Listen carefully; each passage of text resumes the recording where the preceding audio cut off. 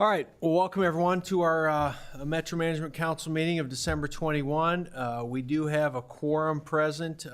Commissioner Karski, fifth member, is absent, and we know he's going to be absent, so we'll have us four today from the council. So we need to approve the agenda that's in front of us. So just need a motion and a second on that. Motion to approve. Second. All right. All those in favor say aye. Aye. Aye. Opposed? All right, agenda's approved. Anyone here for public input? Man, I love that. I love that here. Item 3, approval of minutes dated August 19. We had gotten those submitted to us. Any changes to be made by anyone on the council? If not, I'll take a motion to approve those. Move for second. All right, motion by Sale, seconded by Benninga to approve those. All those in favor say aye. Aye. Aye. Opposed? All right, the minutes from the 19th are approved. 4, we'll go to the director's report. Scott, good afternoon, man. Good afternoon, Mayor and council members. Scott McMahon, Director of Metro Communications. We'll start today with a report from our agency, and we'll start with the staffing report.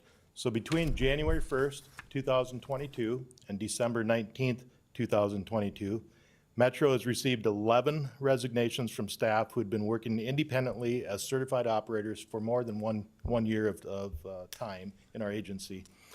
Metro has received 10 resignations from staff who were hired in 2022 and did not complete their training. Fortunately, Metro has retained 14 operators that were hired in 2022 who are currently at various stages of training.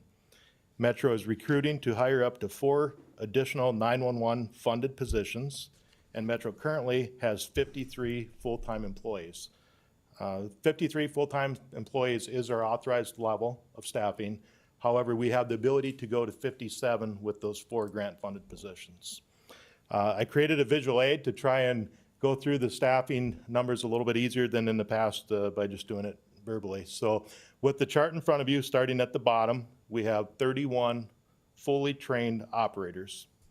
With the leadership team, there's 6 additional staff there that can perform all functions of communication operator. We have 1 temporary staff member, and then you'll see that in calls and data in training, it's typically a 10-week training program. We do have 2 people that will be spending an additional 2 weeks in that area, but they should be available about the first week in January to work independently in calls. And then we have 3 people that just started this Monday. Calls data working independently, we have 5 people that are trained to work independently, answering calls, performing EMD type of work, as well as working with our data with law enforcement. And then law enforcement and training, we have 3 people that are about 8 weeks into that training, 8 of the 10 weeks. And then we have 1 person that's about 4 weeks into that training. And then the other one behind that represents the 1 person that's in calls and data approved to work independently. We have brought that person back into the law enforcement portion of her training so that she can start working on that next portion of training. So there's the entire staffing at this point. And I just want to shout out to the entire Metro team for all the work that they've done to recruit, train, and continue to train the 14 people that we have in training right at this point in time. So just, I can't say enough thanks to the team for everybody just really pitching in, working together to make this happen. So I'm very, very happy to be ending the year with 53 full-time employees, and then now we can start focusing on those grant-funded positions as well as some overhires. So, are there any questions on the chart or anything that I've said to this point? Question on the staffing fees? Yeah, I got a question, Scott. So you've got 11 that are resigned, and 10 resignations in training. So that means 21. Yep. You have 51 or 53 full-time authorizations. Right. Talk to me about the turnover that you've had. That to me seems like a huge, I mean, almost 40% turnover in your staff. What's going on with that? So we did a deep historical look at staffing at Metro, and going back to 2 decades, typically our turnover rate is about 25% on average each year. And with that, the majority, 39% of the people resign in the first year of their employment. So we've traditionally had a high number of turnover in that first year of employment. I think this year, the 11 full-time staff that had been with the agency for more than a year is higher than it normally is. And then with bringing in 10 new people that didn't make it through training, that left the agency anywhere between 3 weeks and 3 months, really made it a challenge for us, because then we had to rehire those positions. And that's been our struggle this year, is not just the fact that we lost 11 people, but we brought in 10 people that we had to rehire for those 10 positions. So it's been a challenge. It really has been a challenge for our agency this year. And the reason why people leave, it's really across the board, various reasons. Some of it's scheduling. Some of it is wanting to work from home. Some of it is wanting to work in a different career. It's just some of it's been some health reasons why people have left. So it's been just a wide variety of reasons. One thing that we have done is we've started working with city and county HR to further expand our exit interview process, to try and get more information from staff that have left, to really drill in on why is it that people are leaving the agency.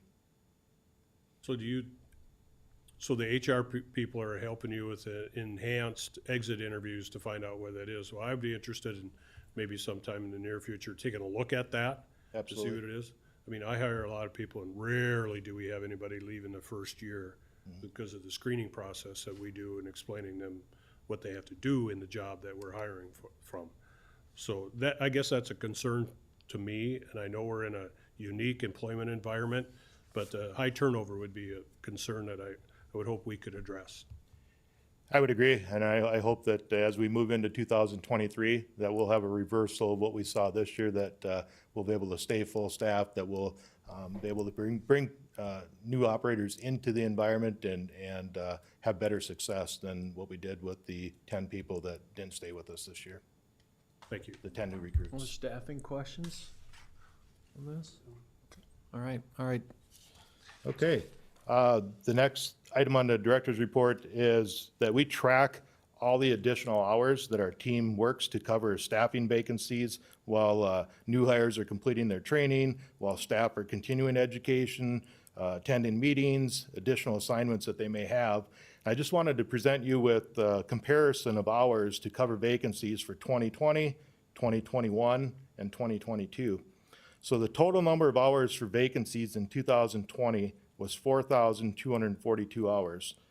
Now, these are not overtime hours, these are base pay, regular pay hours. The total number of hours for vacancies in 2021 was 3,663. And then through October 31st of 2022, the total number of hours for vacancies is 4,077 that our operators filled. And in addition to that, there's 1,341 hours that the leadership team filled.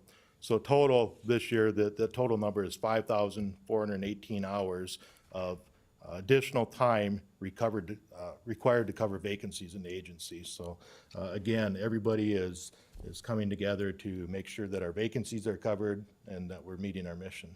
So are Do there any? those other years include the leadership hours? Yes. So, but the 2022 numbers don't? So that's an error that I made when I put 4,077. I didn't include the leadership team in there. So I wanted to make sure I said that today, that the 1,341 additional hours brings us to 5,418 hours for this year. Probably would be good to update that for the record, to have that, so that they're all the same data points in the minutes. And All right. Any other questions in that area? go ahead. Metro Communications continues to meet all of our call answering time standards set forth by National Emergency Number Association. And the NENA standard establishes that 90% of 911 calls shall be answered within 15 seconds and 95% of 911 calls should be answered within 20 seconds. So during the month of November, Metro Communication operators answered 95.73% of 911 calls within 15 seconds. So we're meeting that standard. And then 98.18% of 911 calls were answered within 20 seconds. So again, I just want to recognize staff for all the work that they're doing to answer calls in a timely manner and do it within national standards. But I also want to emphasize that staff are doing this knowing that we're not at full capacity, knowing that there's always a need for additional staff to continue to meet these types of standards that are upon us. So I just wanted to make sure that I recognize staff, but like I say, at the same time, recognize that we'll need to continue to grow the agency as calls for service grows and to meet the needs of our community. All right, the last item is Metro Communications continues to maintain a high degree of accuracy in our emergency medical dispatch standards. During the month of October, Metro Communications had a 91% compliance and a 9% non-compliance in processing EMD calls for service. We are an ACE accredited agency, and you'll see on that chart that there's some red lines. We have to stay to the left of those red lines, and in this chart, we are meeting the standards as set forth by the International Academies of Emergency Dispatch. So again, those are very respectable percentages for our agency to achieve. And then the last item is just an update on calls for service and push to talks. Calls for service being to the left, push to talks being to the right. So far this year, third quarter, we're at 263,634. I suspect by the end of the year, we will pass our number from last year, which was 267,000. So I think we'll see some growth in the total number of calls for service this year. You can see on the police side, as far as the calls for service, it's fairly level. Fire is up a little bit, EMS is up a little bit. And then on the push to talks, those are every time there's a radio transmission from law enforcement or fire EMS to Metro Communications, that counts as a push to talk. And you can see on the police side, we've tried to do a number of measures over the years to reduce the number of push to talks, and that is continuing to trend downward, which is very helpful for our agency. Because right now we have two councils dedicated to law enforcement radio communications, as well as a sheriff's office council for communications, and we're seeing those numbers go down. So that's going in the right direction for us. Fire is fairly steady since second quarter of this year. And then EMS is starting to trend downwards as well, which is, again, good news for us. Then the last call is telephone, or the last chart is telephone calls. Right now we're at about 325,072 calls. I suspect by the end of the year, we'll pass last year, which was 337,000 telephone calls. And you can see where those calls are being answered. We try and avoid answering calls that are PD councils because, again, we want to have those operators available to hear radio traffic from our responders. Minnehaha County Sheriff's Office council, we are taking a few more calls than what we did the previous quarter, but again, we're trying to not take calls at a law enforcement council like that. Data has trended down a little bit, and fire has stayed fairly steady. Call taker positions is down a little bit as well. So, all right, and that's the director's report. All right. Questions for Scott on any of those items that we covered? All right. Scott, thanks. We'll go to our meeting schedule adoption, item 5.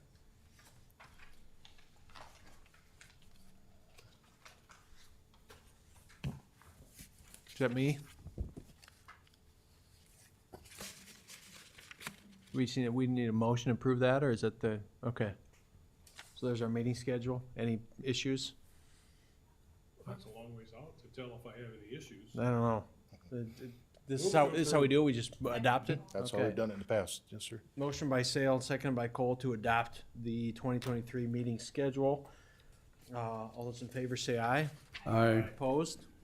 All right, we adopted that schedule. 6, new PSAP construction procurement. Okay, so I wanted to bring an update to you as far as what type of purchases that we've committed to so far for the new facility. And the first portion of this chart, or the top chart, identifies the $2.15 million that the Minnehaha County contributed towards this project for furniture, fixtures, and equipment. Out of the 2.15 million, we had our initial or original cost estimates, which are shown in the chart as estimated costs. And then it shows what funds have been committed so far, and then it indicates the remaining funds.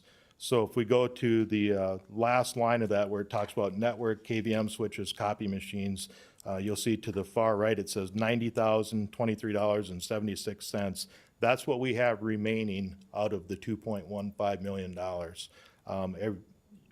We've committed funds. The remaining of the funds have been committed already. So I want to just walk through a couple things in this FF&E chart. And the first thing is a logging recorder purchase and update. It says $45,592. That's the second line from the bottom of this chart. When we established our FF&E budget, we did not have this item in that budget because we were looking at about 3 different options that we had with the vendor. One was to try and build off of our current system. 2 was to buy a new server, and 3 was to look at virtual servers. So this item did not make our initial FF&E budget because of the time frame that it took to research after we had to have our budget set. So there's a $45,000 cost there. And then as you move up the chart to office furniture, we have about another $15,000 worth of furniture that'll need to be purchased.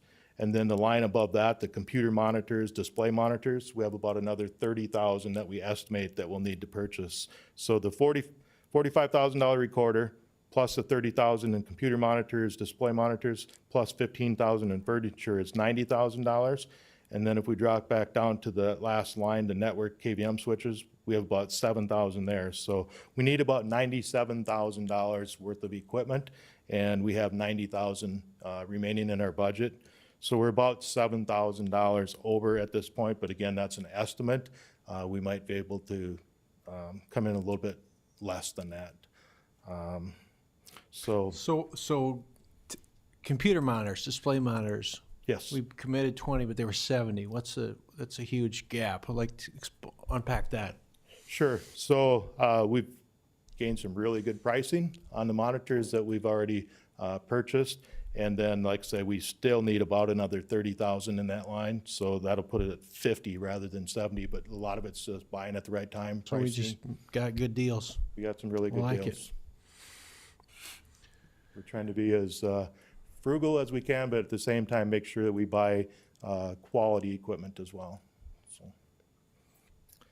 So again, right now we're about $7,000 over. I will tell you that we're working with the State 911 board, or the State 911 coordinator on a project that they're looking at rolling out to the 2 largest PSAPs in the state, and that deals with automated call distribution. And it also has a component that helps us keep statistics on call management. So we're working with them to try and determine a price. I estimate that price might be around $25,000 based on some previous discussions. And then we also have an expense of about $10,000 for cabling of the tower at our new site.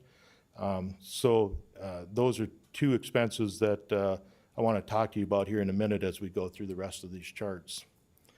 So the next chart, the middle chart, talks about State 911 funding. We received $384,150 from the state to purchase additional radio consoles, 4 of those.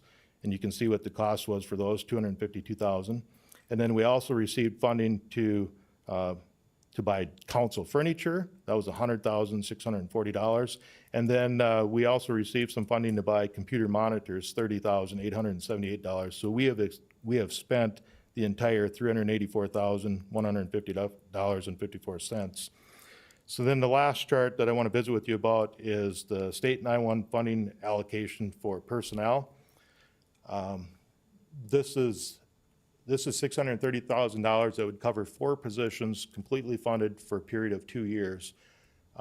While I'm optimistic that we'll be able to remain full staff at 53 so we can start taking advantage of these 911 funds, I also know that it's going to be a real challenge for us to stay full staffed for an entire period of 2 years to be able to draw these funds down. So just as an example, right now we're at 53. And if we brought on 4 grant-funded positions in February of next year, which is our next training class, but then we had 2 resignations, we're only going to get funding for 2 of those positions, not 4 of them. We have to maintain that balance of 53 because this money is authorized for additional operators, not to cover current operators. We always have to be above 53 to collect those funds.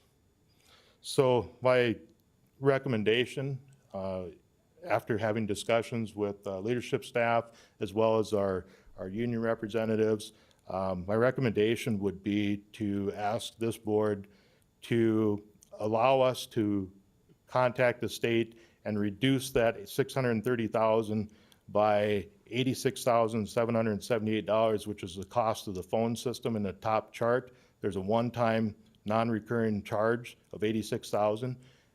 If we could cover that $86,000 with some of these personnel funds, that would give us about $40,000 additional for any other things that might come up related to the new facility.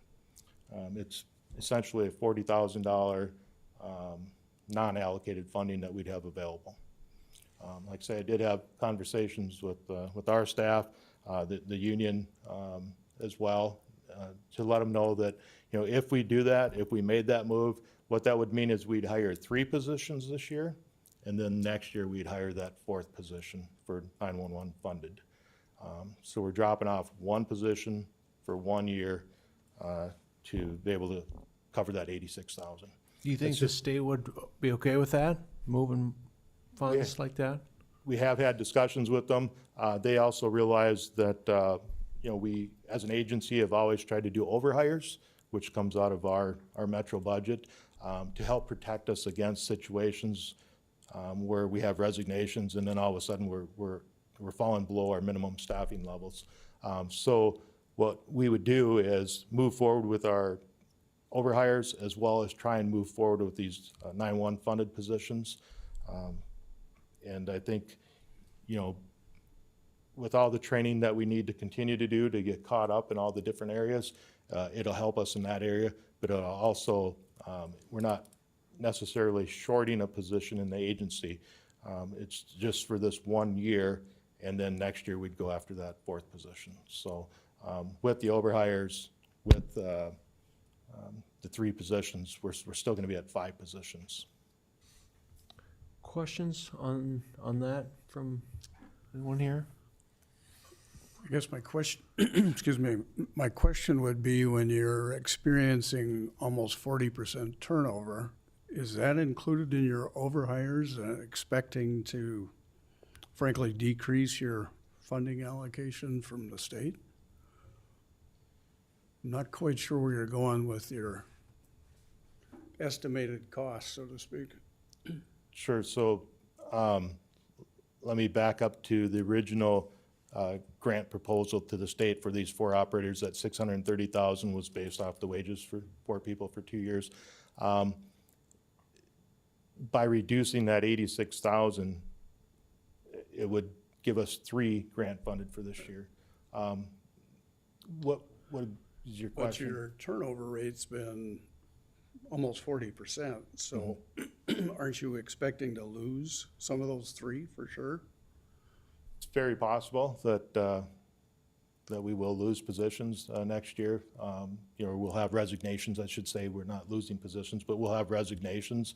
And, you know, the fact remains, though, that we can only train so many people at a time. We only have enough capacity to train based on the number of training officers that we have and based on our training coordinator's ability to bring in new classes. So even if we do have resignations, we can only bring so many people into the agency at one time, and that's why I'm saying by reducing us to 1 position, it'll help us to manage the training process that we have in place and make sure that we're able to effectively train everybody that we're bringing on board.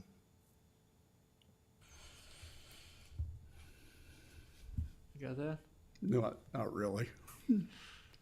I'm still trying to figure out why that wouldn't be a priority instead of the telephone system, to be honest. Sure. So, you know, this was just a recommendation. We certainly can stay with the 4 operators for 2 years as the grant has been written and approved. This was a measure to help keep us in budget for the FF&E. So, like I say, it's a move to help us stay in budget and give us some ability to work with the state to purchase another software item that we're looking at in the future, as well as make sure that we stay in budget. I have a question on that also. So how many, so you have to have 4 people currently with this, what's here, you have to have 4 people above your authorized staff to Correct. grab that. How many times, how many days in 2022 have you had fully staffed 53 people? For about the last 3-4 days. We've brought 3 people in on the 19th that has brought us up to full staff, but other than that, we have not been full staffed. So explain to me the process you're gonna go to keep full staff for the whole year and keep 4 more or 3 more additional people when for the past 345 days, you've only hit it 3 times. So how are you gonna do that for 365 days and then another 365 days to keep that? That's why I said I'm very optimistic, and I know it's gonna be a challenge to do that. And that's why I recognize that it might be prudent for us to start thinking of other ways that we could use this allocation of money. The state provided us with $1,040,000 roughly about 2 years ago, and they wanted us to start spending this money down in '22 and '23. We have not been able to spend any of this $630,000 in 2022. So to start using those funds, it was a recommendation to say, let's hire 3 people and then let's use some of this funding that, as you're stating, we may never get to use those funds because we always have to be full staffed, and it's difficult for any public safety agency to always be full staffed.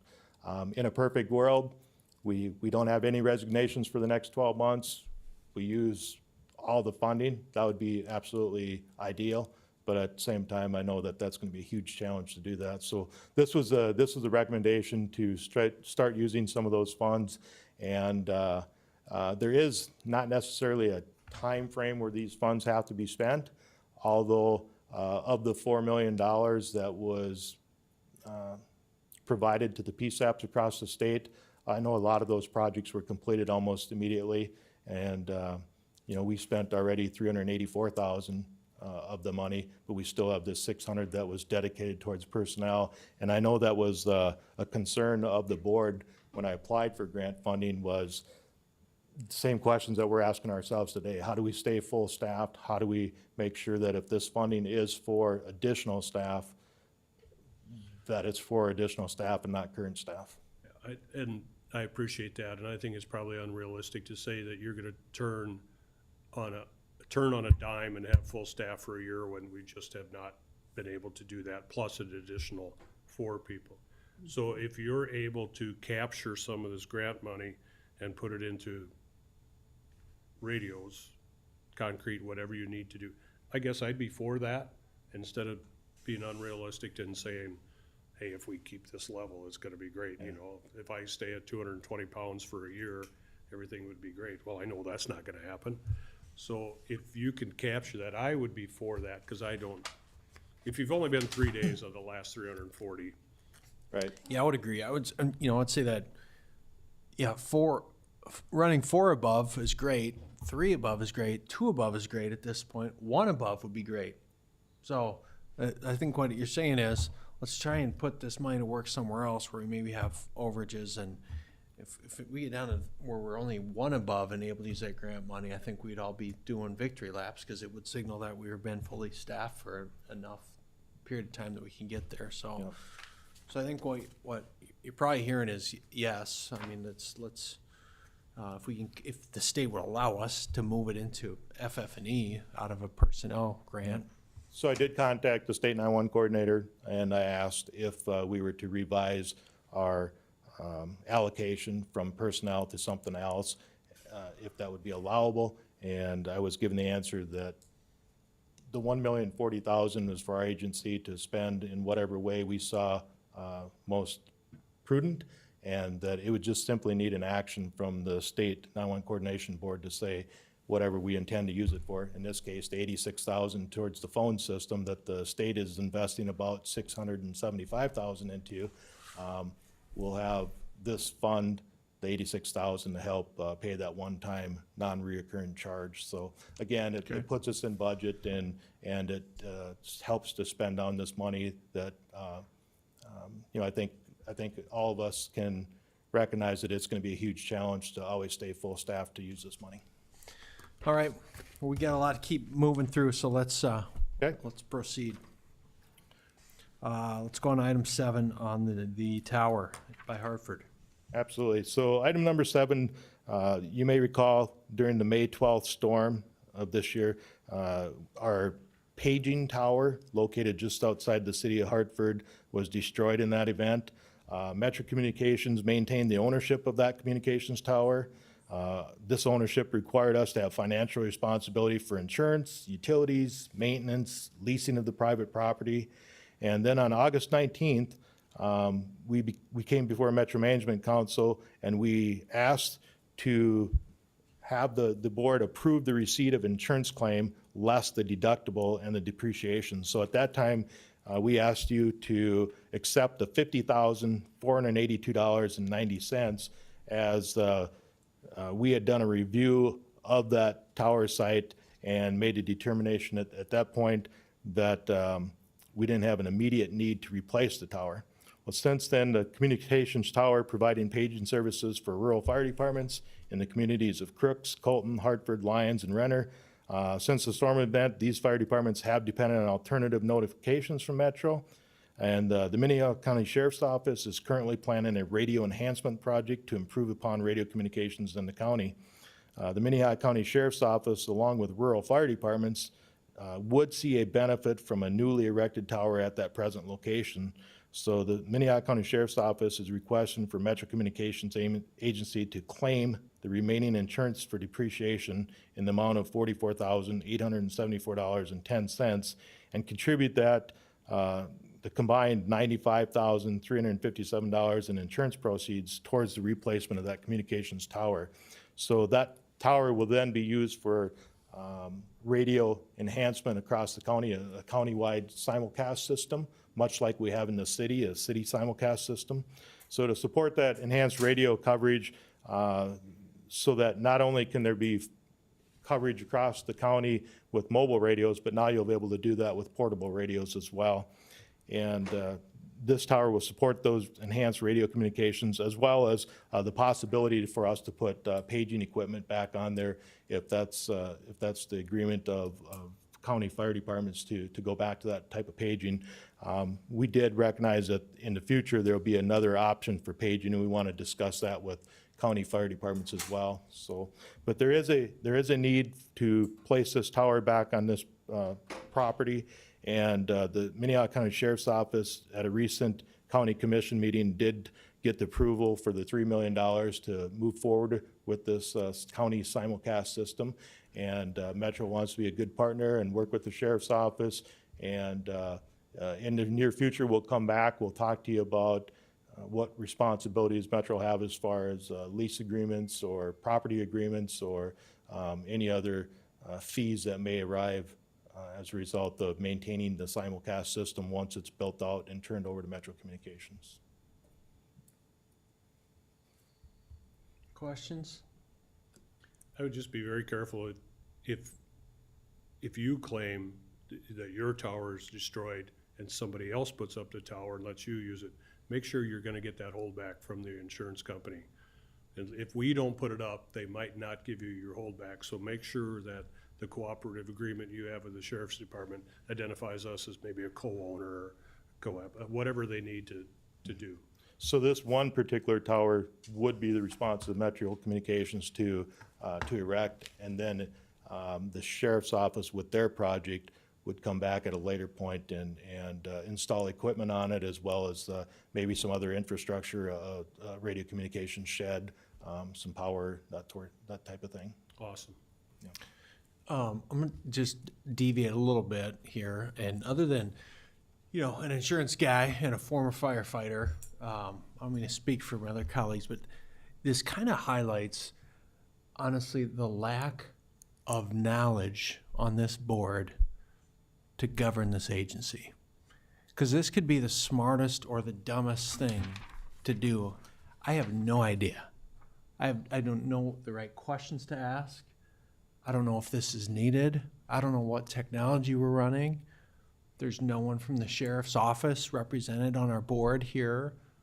So this is what I struggle with the governance of Metro, which I think we're gonna have to explore at some point, is having 2 city councilors and 2 county commissioners and a mayor be the governing body for an agency that's as technical as this, when none of us have any PSAP experience or 911 experience. It's very hard because we don't know the right questions to ask. And so I'm looking at the sheriff's people. Is this the right thing to do? I don't know. It maybe, but we make decisions on stuff, and on the last on moving money to this computer. I don't know if that computer system is the right. I don't know. And so it's hard for me to chair this meeting. This is just getting it all on the table as someone who I'm chairing something I know nothing about, and I don't have a sheriff's office person at the dais here that I can say, well, let's turn to them. They're the expert. What do you guys think? Is this the right thing to be doing for the county? Because we don't have that expertise here. I don't have anyone from the city. I don't have a fire chief, or you guys know PSAPs, police chief, fire chief. I don't know anything about a PSAP. So I share that just to get that out there, because one of the things I want to keep exploring is this the right governance structure for this group? Do we have a 5-person body that's composed of the right people? Do we need a 7-person body? That we need to add a county expert that lives in the PSAP space and a city expert that lives in the PSAP space? Do we only need 1 counselor and 1 commissioner on this, and instead have subject matter experts on this? So I've been and worked through enough boards now that boards are great when things are great, but then when things aren't, and then you don't have the right people to ask the right questions, that's when it can hit the fan. And so we've obviously been spending a lot of time outside of Metro working through this stuff, but I'm getting a lot of tuition on having to ask the stupidest questions about how this stuff works because I don't understand it. And so it's nothing to respond to. It's just I wanted to get that on the record in the minutes that I'm struggling with the governance of Metro and the group we have governing Metro. Because, but for 4 times a year, which we just approved, we meet 4 times a year. That's it. That's the depth of most of our knowledge in Metro. We come to a 90-minute meeting 4 times a year. And we're supposed to lead a multi-million-dollar agency that we have nothing to do with other than 90 minutes 4 times a year. It's very hard. It's very challenging. And in my management experience, it's not efficient. So getting that on the record, we're going to be talking more about that, both at this meeting and offline, I believe. Yeah. So with this item specifically, I will look at our friends in the county. Is this right? Should we be doing this? Joe, Jeff, you want to speak to this?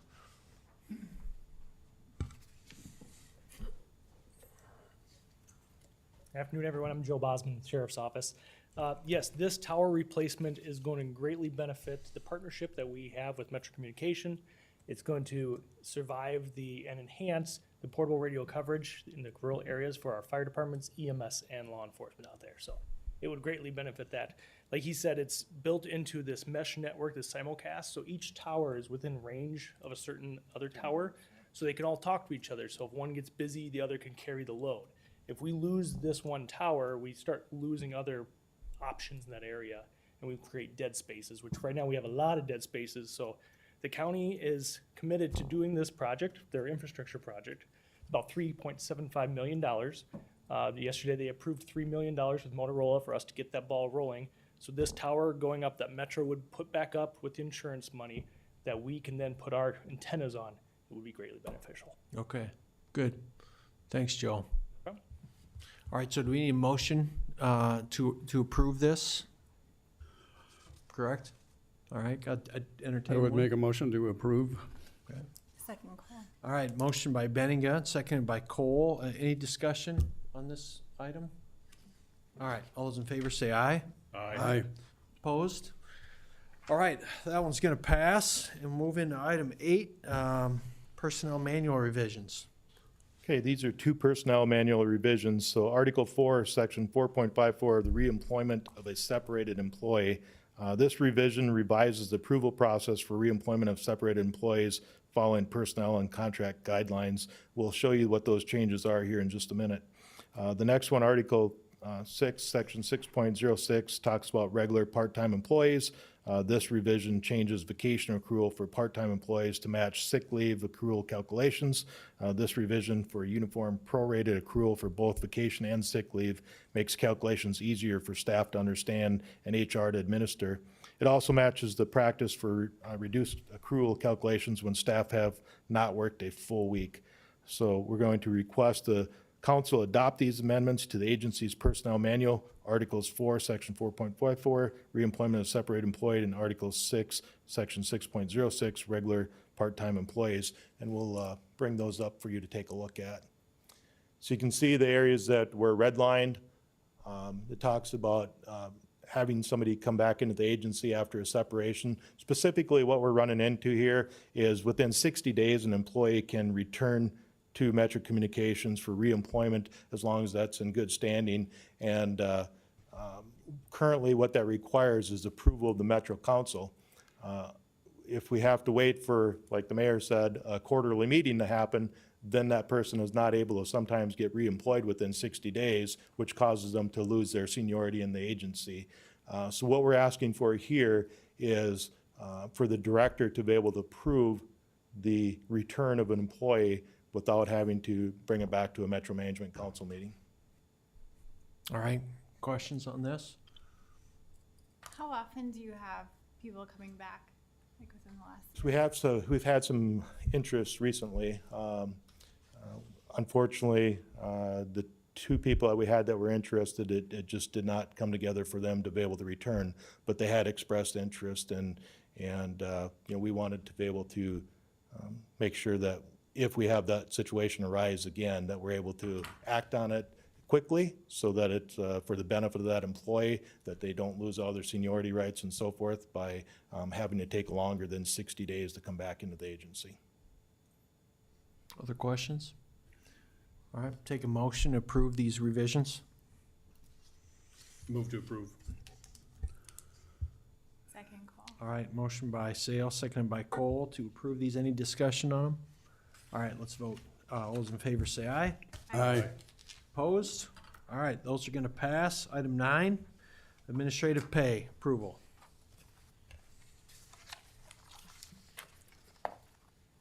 Okay, so this is for approval of 8 hours administrative pay for December 24th, 2022.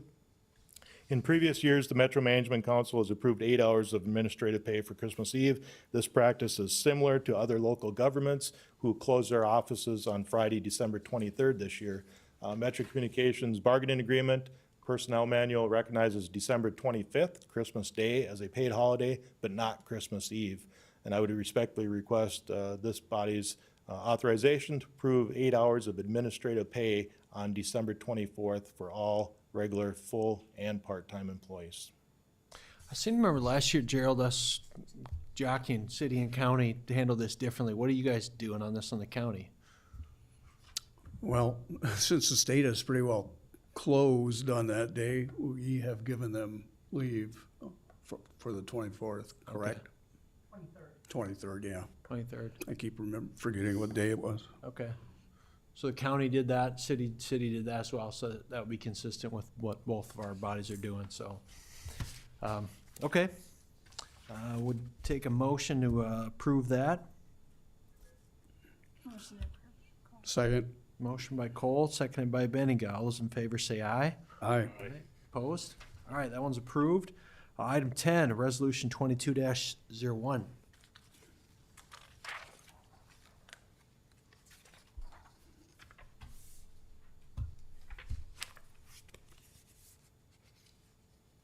Are you handling this one, the employee benefits?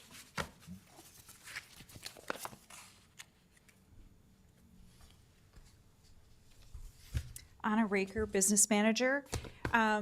So we have a benefits resolution that, excuse me. So I can pull this up for everybody else to see. Sorry. We identify our benefits providers or vendors that we use for our various benefits, and we have since our inception, and that is approved by Metro Management Council. And so when we make a change to benefit vendors, we bring it before the council and ask for your review and approval. And we've reviewed this with our attorney, and we've reviewed it with our union in our insurance committee also. So we've had a great deal of input from individuals, both union management, and then Drew has also reviewed contracts and that sort of thing. So effective January 1, 2023, what we'd like to do is we want to add a new voluntary supplemental insurance provider. For years, Aflac has been our sole provider for voluntary insurance, things like cancer, accident, that type of thing. And we made a move several years ago to Principal for our life, vision, and dental insurance because we got great rates with them, and we found that the coverage was comparable.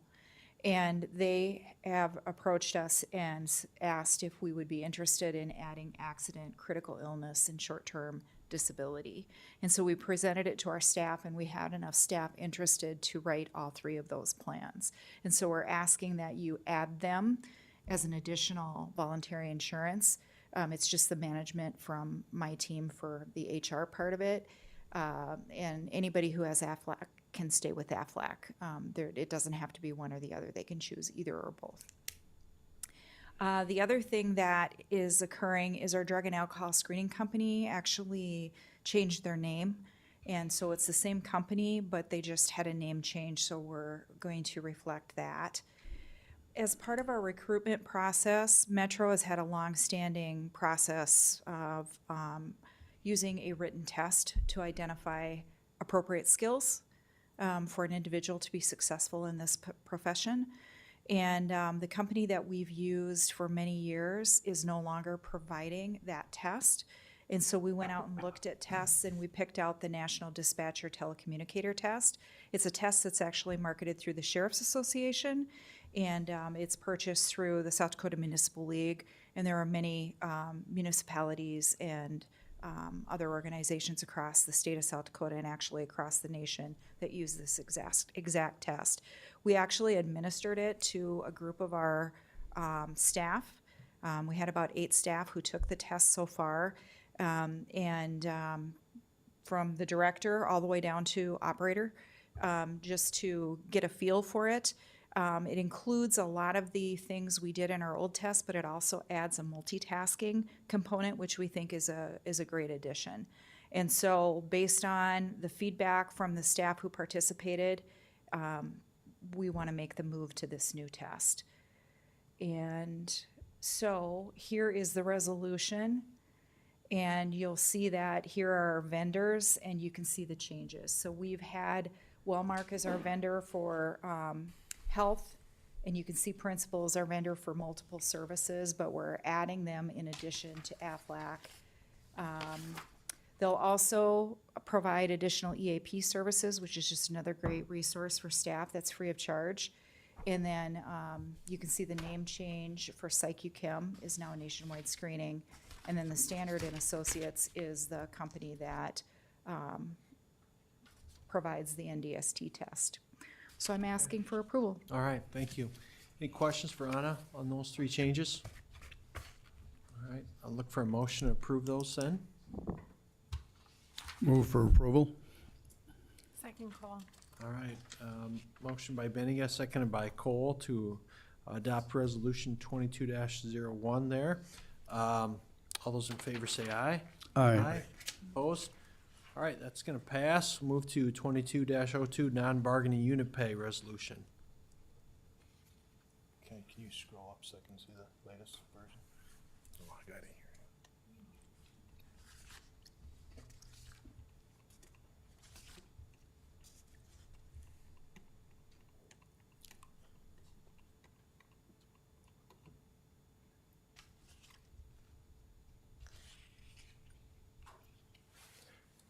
Okay, so this is the approval of Resolution 2202, non-bargaining unit pay. On December 9th, 2020, the ASME Local 3516 approved to enter into a 3-year labor agreement with Metro Communications Agency. This agreement required a wage negotiation in 2023 or for 2023. The wage negotiated stipulated a 5.25% increase, COLA, for the year 2023. This request is for salaried staff to receive this same 5.25% COLA in order to prevent compression between the various employment positions at Metro Communications. In addition, this resolution establishes the pay grades and scales for a new position, part-time operational specialist, which is a communications operator position. Part-time positions provide an alternative to separation for employees who are in need of reduced hours beyond temporary staff restrictions. Metro Communications intends to cover the personnel costs for these part-time positions using our temporary staffing budget as well as current personnel budget. And I would respectfully request your approval of this resolution for non-bargaining unit pay for 2023. All right, thanks, Scott. Is this standard? This is what we always do with non-bargaining personnel? Right. This is a standard MO. Any questions on this? Move approval. Second call. All right, motion by Sale, seconded by Cole. Any discussion on that? All right, all those in favor say aye. Aye. Opposed? All right, that's gonna pass. Item 12, audit services for the end of the fiscal year. Okay, so this is for the approval of engagement for financial audit services for fiscal year ending December 31st, 2022. Each year, we need to obtain an updated agreement letter, engagement letter from our independent audit firm. Currently, that's Eide Bailly LLP. This letter confirmed our previously approved 3-year agreement for audit services from 2021 through 2023 calendar years. And by approval from Metro Management Council, affirms our agreement to have Eide Bailly complete our annual audit for the current calendar year. Once approved by Metro Management Council and signed by the mayor, this letter is required to be presented to South Dakota Department of Legislative Audit for their review and to gain their approval for the audit services to begin. We expect that audit work begins in December of the current calendar year. All right, any questions on engaging Eide Bailly here? All right, we'll take a motion on that. Move for approval. Second call. All right, motion by Bennigan, seconded by Cole. Discussion? All right, all those in favor say aye. Aye. Aye. Opposed? All right, that's gonna pass. Move on to our financial review as of November 30. All right, Anna Raker, Business Manager for Metro Communications. So you have your financials in front of you. This is for the 11 months ending November 30th. I know the meeting is getting long, so I'm gonna try to do it abbreviated and you ask any questions you have. We're sitting in a great spot financially as far as our budget, all things considered. You can see that we've exceeded our 911 surcharges estimated for prior years. That's what these amounts here are. And, you know, our cash is sitting in a good position where we would expect to be, and actually better. And we've talked about that in some of the previous meetings, that even though we don't have those grant funds coming in for those local funded 911 Coordination Board funded positions, we also don't have the expenses. And so even though when we get to the current year budget, you're gonna see those missing funds, you're also gonna see that our personnel expenses are down too. So they go hand in hand. So if you don't have any questions about the balance sheet, I'll move on to the comparison of the prior year and the current year. And so what you see here, you can see the surcharges, and you can see that we're doing better than we were last year. And I'm gonna be honest with you, I've seen a really big uptick in our surcharges in the last couple months. And so you talk about there's been a few months since we've had meetings, so there's been a pretty big uptick in surcharges. And that's a great thing. And we do as a team, Scott, Amy, and I look at the actual stats and compare when we see differences.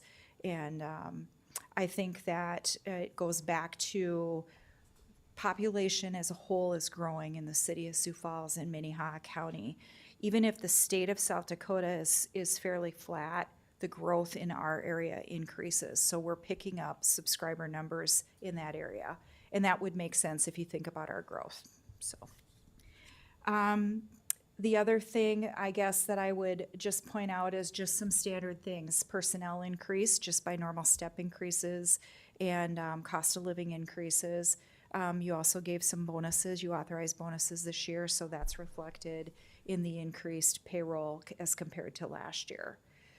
Nothing out of the ordinary as far as operating expenses, but what you are starting to see in here is you're starting to see some of these expenses that you authorized, Scott, to purchase towards that $215,000 towards the funding that's going to be coming from the county for FF&E. And so you're starting to see some of these expenses here. So when you see this $205,000, some of this is maintenance, there's some other grant funded things. You're also seeing some of like the monitors and some of those purchases that Scott mentioned earlier, okay? When we look at this year's comparison, and so on this report, the first column is year-to-date, so it's the 11 months ending November 30th. The second column is the budget through November 30th, so it should be a comparable 11 months. And then you see the variance. And then the next column is the annual budget and then the percentage of the annual. So it gives you a couple different perspectives financially. I will remind you if you're not familiar with how the surcharges flow in, they're basically 2 months behind. So we receive our January surcharges in March, our February surcharges in April. And so right now you're seeing 9 months of surcharges versus 11. Okay.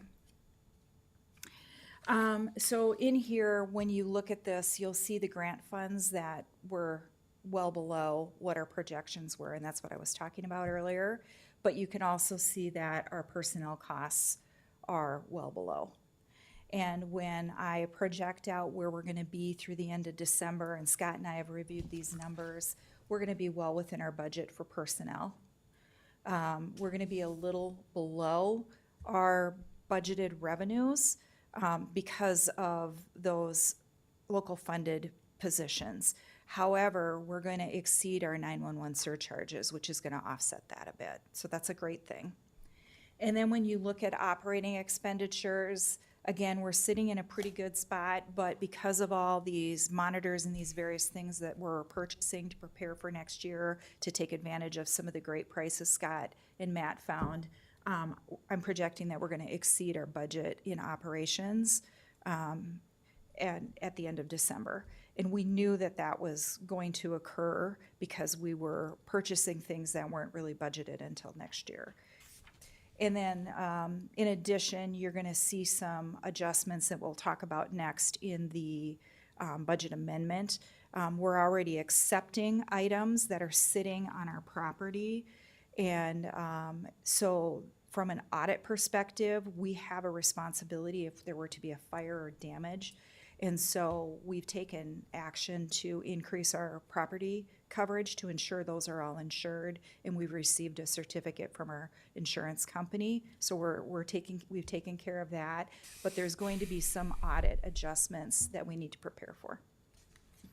So what other questions do you have? So with some of the expenses for the hardware that you mentioned that will cause us to run over, that mean we'll run a surplus next year, or would be the hope? Actually, no. Those will be funds that would be part of that $2.15 million that is being coordinated between the city and the county for the FF&E. Okay. And if you recall, you gave us authority in August to take advantage of some great pricing we found rather than waiting till January. And then we were also concerned about supply and getting items because chips are hard to find and different things are hard to find. And so we purchased those items before those funds were actually transferred to us. So basically, those funds will be like a contribution of revenue to reimburse us for those costs. So I don't think I would call it a surplus. Got it. Maybe just an update on what we have for equipment so far that we've acquired. We have about $454,000 worth of radio equipment from Motorola. And then we have about $50,000 in monitors and then another $20,000 in switches. So it's where we're at today with what we have in storage, which we thought would be a great idea to make sure everything had insurance on it while we wait and stage it for the new facility.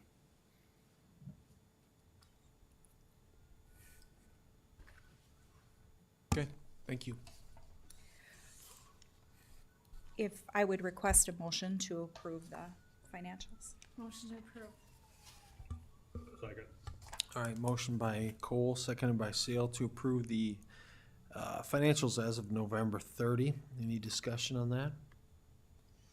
All right, all those in favor say aye. Aye. Opposed? All right, those are gonna pass. Budget amendment for 2022, item 14. So we just talked about this a little bit. We are going to exceed our operational budget because of those purchases, some of the small equipment purchases that Scott mentioned. The radio equipment that he discussed, the $454,000, that would be a capital asset. And so it's just in a different line item within our budget. And budget amendments for Metro are managed at the major category level. So revenue, personnel, operating, capital outlay. And at this point, I'm still working with the auditors, and I've had conversations with Cody Papke, chief accountant at the city. And so we've discussed some of the preparations for how we're gonna schedule and manage how these funds flow through our budget. And at this point, I'm requesting a motion to amend our budget by increasing operating expenditures by $100,000, capital outlay by $500,000, funded through an increased revenue in the amount of $600,000.